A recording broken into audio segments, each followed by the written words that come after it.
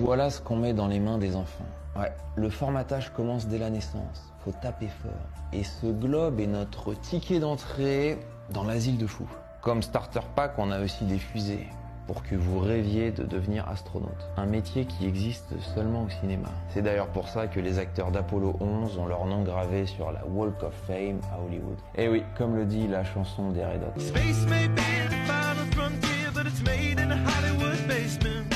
Voilà, on vous fait avaler des histoires hors normes pour que vous passiez votre vie à côté de la plaque. Et pourtant, un simple raisonnement pourrait tout remettre en question. Parce qu'on ne peut pas se prétendre spirituel et en même temps croire à la théorie de l'évolution et du Big Bang.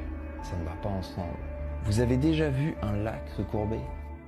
Bah non, et vous ne pouvez pas le concevoir, on est d'accord? Alors comment pouvez-vous imaginer un océan tordu? Parce que c'est la même chose, c'est de l'eau.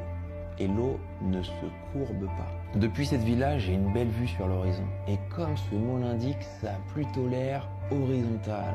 Et puis on n'a pas l'impression de bouger à 100 000 km/h, on est d'accord? Qu'est-ce qu'on nous raconte comme connerie?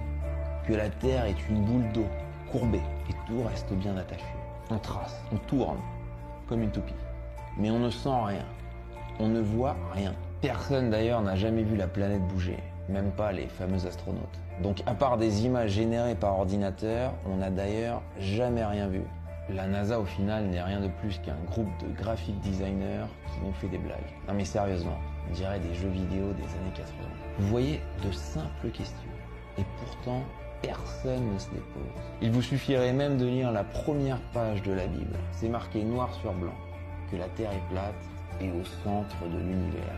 Et puis si on bougeait si vite, on n'aurait pas tout le temps les mêmes étoiles au-dessus de la tête, avec Polaris au centre. Mais qui de nos jours va lire la Bible dans une société satanique qui vénère la dépravation humaine?